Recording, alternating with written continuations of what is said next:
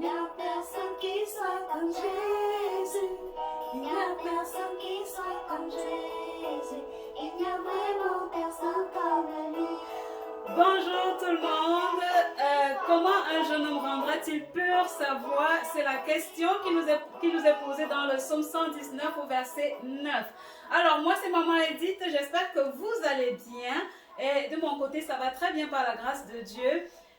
Nous espérons que vous avez pu participer à notre séminaire qui avait été présenté samedi dernier et qui portait justement sur le sujet « Sauve ta vie et la vie de ton fils Salomon ». Alors, aujourd'hui, je ne suis pas seule, je suis avec Maman James, la maman des enfants que vous connaissez d'ailleurs très bien. J'ai un peu pris sa place ce matin. Alors, bonjour Maman James.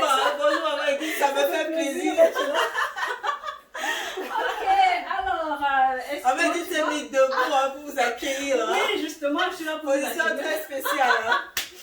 Exactement. Alors, comment tu vas ce matin? Ça va bien par la grâce de Ok, Dieu. ça se voit, la servante du Seigneur. Eh oui, sa lumière brille sur moi. Exactement. En tout cas, sur toi également. Oh, c'est ta grâce, merci Seigneur. Alors, comme je disais tantôt, samedi dernier, nous avons nous avons présenté quelque chose en ligne. C'était sur, voilà, c'était en ligne. En plus, c'était long, on a vraiment pris du temps, on s'est donné, on a donné le maximum. C'est vrai qu'au début, on a eu des problèmes avec le micro et tout ça, là, mais on apprend avec le temps. Vous savez, premièrement, parce que dans ce sujet, on a vu la chute d'Élie avec ses enfants. Quand on parle de chute d'Élie, parce que demain, si ton enfant demain n'a pas un avenir à la gloire de Dieu, tu es malheureux et tout ça. Donc, du coup, on a eu beaucoup peur pour nous-mêmes et tout, parce qu'on peut être là en train de parler de Dieu tout le temps, et puis nos enfants ne sont pas avec nous et tout ça. Donc, c'était vraiment un sujet à la fois qui parlait aux autres, mais qui nous parlait et tout, voilà, qui nous exhortait et qui nous disait faites attention également. Donc, voilà, c'était un peu ça. Et justement, quand tu parles de ça, ça me fait penser aux deux enfants, ça me fait penser aux deux enfants d'Élie qui étaient proches de la parole, mais pourtant qui ne connaissaient pas Dieu. Donc, c'est à se demander, mais qu'est-ce qui s'est passé avec un prophète, comment ces enfants réussissent à être des enfants de Bélial. Comme c'est mentionné d'ailleurs dans 1 Samuel au verset 2, 1 Samuel chapitre 2, je crois que c'est à partir du verset 12, on peut d'ailleurs le lire, vous pouvez aller ouvrir votre Bible à 1 Samuel chapitre 2 verset 12. Il faut mentionner que celui-là qui a reçu de l'éducation des enfants, nous sommes des mères, on cherche, on se bat, donc c'est toujours avec la Bible ouverte, donc voilà. Oui. Donc exactement, donc il faut ouvrir la Bible pour lire et connaître ce que le Seigneur attend de chacun d'entre nous. Et il faut également mentionner que tout ce qui est écrit ici, c'est pour notre instruction, c'est pour nous mettre en garde, pour que nous soyons justement être alertes par rapport à l'éducation de ces enfants. Parce que Dieu, nous ne sommes pas les premiers à avoir des enfants, les premières personnes qui suivent la voie de Dieu. Donc, expressément, Dieu a voulu, comme Maman Edith l'a dit tantôt, que nous aidions de ces femmes, de ces enfants pour pouvoir apporter quelque chose de concret à nos enfants. Exactement. Donc, je vous invite à ouvrir votre Bible et à lire. Il faut toujours ouvrir la Bible, c'est très important. On lit jusque dans 1 Samuel chapitre 2, verset 12. Et les fils d'Élie étaient des fils de Bélial. Ils ne connaissaient pas l'Éternel. Alors, comment ça se fait? Et s'il te plaît, Maman Edith, il y a quelque chose qui est mentionné qui est encore frappant. C'est au verset 17. Il est dit.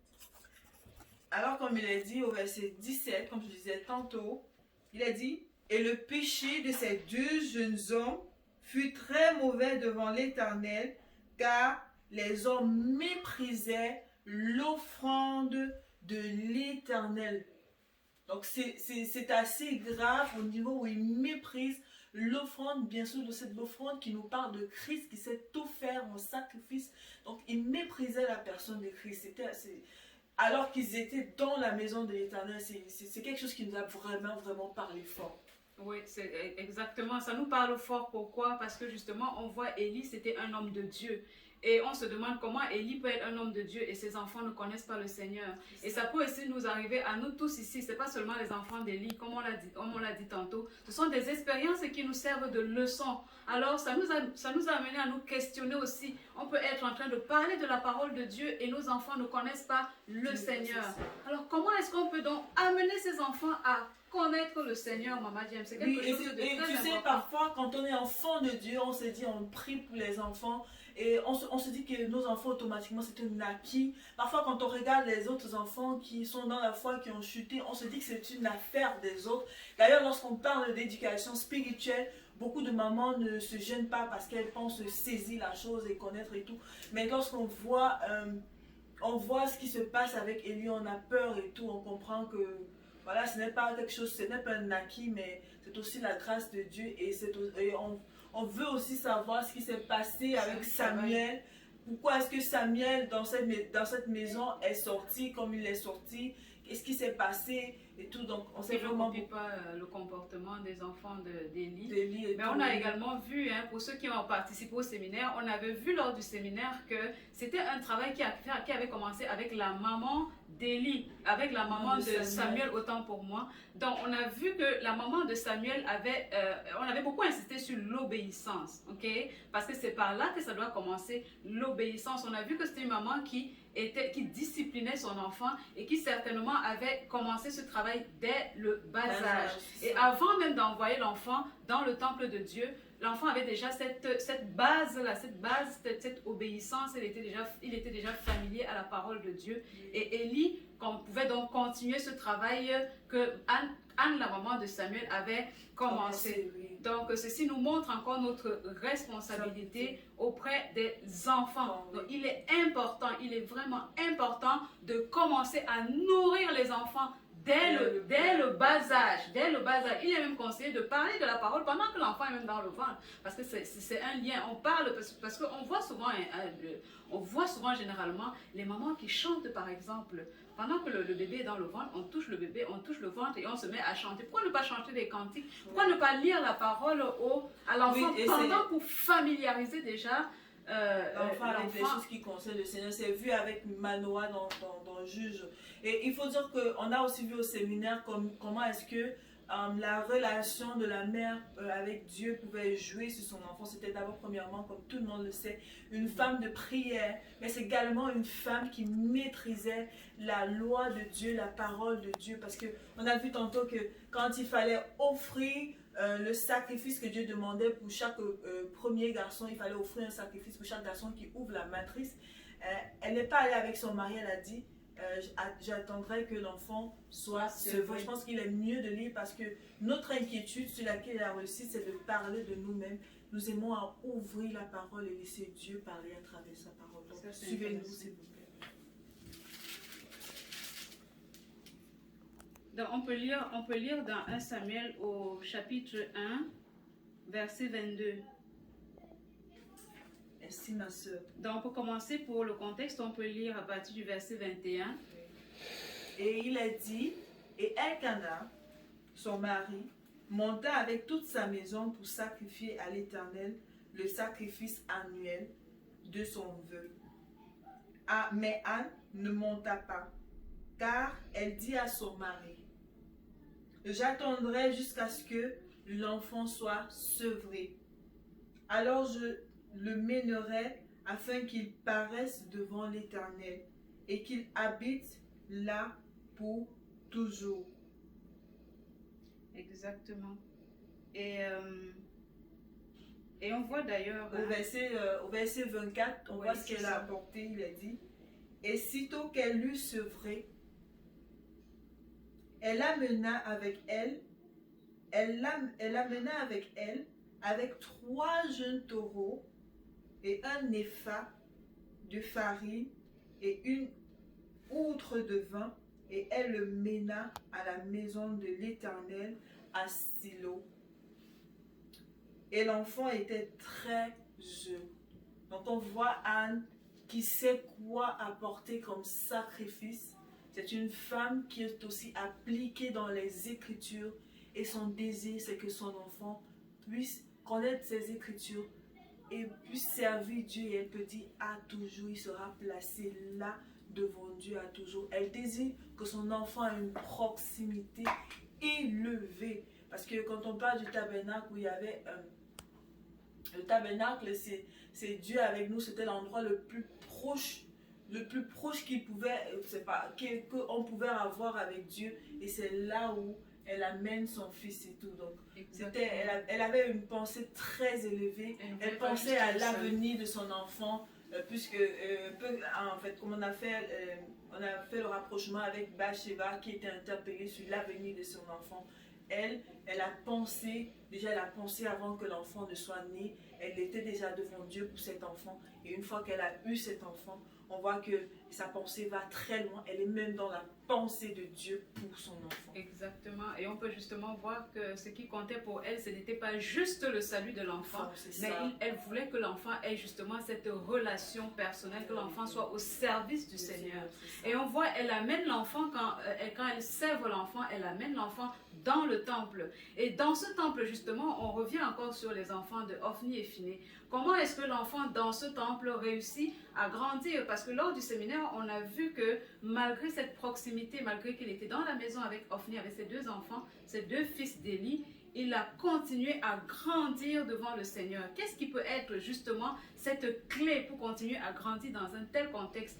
Étant donné que nous, actuellement, les vacances sont en train de venir et nous, on pense à envoyer nos enfants en vacances, comme on faisait quand on était petit et tout. Exactement. Il faut dire que le contexte dans lequel Samuel se trouvait, c'est le même contexte aujourd'hui. Aujourd'hui, on a les enfants qui méprisent carrément Dieu et tout. Autour, nos enfants sont souvent en contact et tout, peut-être beaucoup plus à l'école. Donc, voilà, comme maman Edith le dit, comment ça se fait que Samuel a pu sortir de cet entourage avec ses enfants étant si proche de Dieu. Et c'était une question qui nous a beaucoup intéressés pendant ce séminaire. Exactement. Et d'ailleurs, on peut voir, on peut voir la position de Samuel, parce que c'est une position qui est importante et qui nous interpelle aussi. Donc, allons lire la position de Samuel. C'est cette position-là qui va déterminer peut-être cette réussite, qui va peut-être nous aider à comprendre la réussite, comment il a réussi à grandir justement devant le Seigneur. Alors, on va lire dans 1 Samuel au chapitre 3. Peut-être il faut qu'on parle un peu fort là, il faut nous excuser. On va lire dans 1 Samuel, excusez-moi, je ne suis pas très habituée avec les présentations, donc... Nous tous, on apprend là-bas, fait des choses. On apprend, alors si j'ai un ton de voix qui est faible, veuillez m'excuser, alors on va commencer. Comme je disais, on va lire dans 1 Samuel au chapitre 3, on va lire à partir du verset 2. Vous pouvez ouvrir, les mamans, on vous encourage, les parents, on vous encourage d'ailleurs à lire, à ouvrir la Bible. Il est important. Ne vous contentez pas d'écouter ce qu'on dit, il faut aller vérifier, il faut toujours aller examiner la parole pour être sûr que ce qu'on vous dit, c'est ce qui est écrit dans la parole.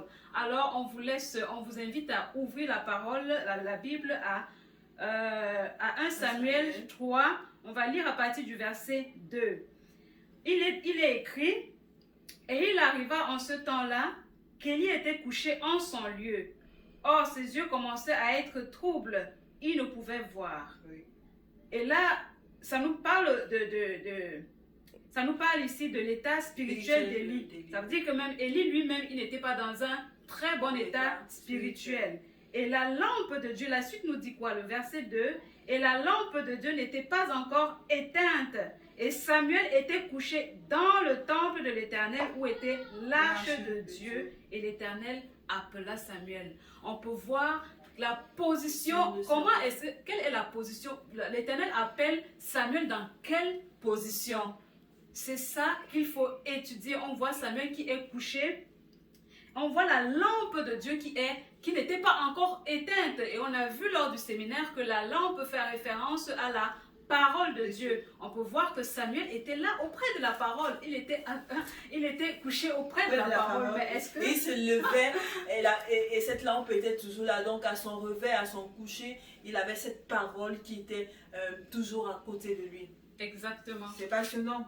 Oui, est-ce que cette parole, il y a beaucoup de gens qui peuvent, la parole de Dieu, c'est la Bible, c'est la parole de Dieu, mais il y a beaucoup de gens qui ont la Bible à la maison, mais qu'est-ce qu'ils font de cette Bible? Est-ce que c'est juste d'avoir la Bible dans la maison? Est-ce que c'est suffisant? Ou alors, il faut juste se contenter de la voir? Il faut ouvrir la parole. Il est important d'ouvrir la parole de Dieu et de le faire continuellement. D'ailleurs, la parole de Dieu nous invite, la parole encore nous dit dans Josué 1 verset 8 que ce livre de la loi ne s'éloigne point de ta bouche. Médite-le jour et nuit. Et il est important quand on dit médite, c'est ouvrir, c'est lire la parole, c'est prendre connaissance de ce que Dieu attend de nous. C'est de cette manière qu'on saura quelle est l'attitude à adopter pour être, quelle est l'attitude que le Seigneur attend de chacun de de nous. nous. Et il y a aussi un détail que j'aimerais apporter par rapport à la lampe. Il faut dire que quand on a une lampe à l'époque, c'était pas une simple lampe comme ça. Ça demandait certains soins et tout, le travail et tout. C'était pas comme un pot de fleurs. Donc pour confirmer ce que la sœur dit, que c'était pas la Bible qui était placée là-bas, il fallait un certain, il fallait entretenir cette lampe et tout. Donc ce petit était là et il faut dire qu'il ne le faisait pas tout seul. Il y avait quelqu'un qui était en train de le tenir la main, qui était en train de l'aider, qui l'accompagnait dans ce travail. Cette personne en même temps faisait et le petit Samuel pouvait voir. Ce n'était pas un autre qui était donné. Parce que Élie pouvait lui-même étant sacrificateur, faire ce travail. Et l'enfant pouvait aussi en même temps apprécier et justement se poser forcément des questions. Puisque dans Deutéronome, il nous a dit, quand ils vous demanderont, vous leur direz ceci. Donc la Bible montre automatiquement, on a parlé dans plusieurs vidéos sur laquelle la réussite, comment est-ce que les enfants, automatiquement à un certain âge, ils nous demandent pourquoi est-ce que tu fais ci, pourquoi est-ce que tu fais ça. Mais en tout cas, ce qui nous intéresse, comme on a vu au séminaire, c'était cette position de cette parole qui était toujours placée à côté de Samuel. Donc, c'est ce qui nous montre encore qu'il avait des moments pour nous aujourd'hui, des moments où cette parole, ils étudiaient la parole de Dieu précisément les matins, le soir. Et c'est vrai qu'en journée aussi, il était aussi en contact avec le service de la parole et tout. Donc.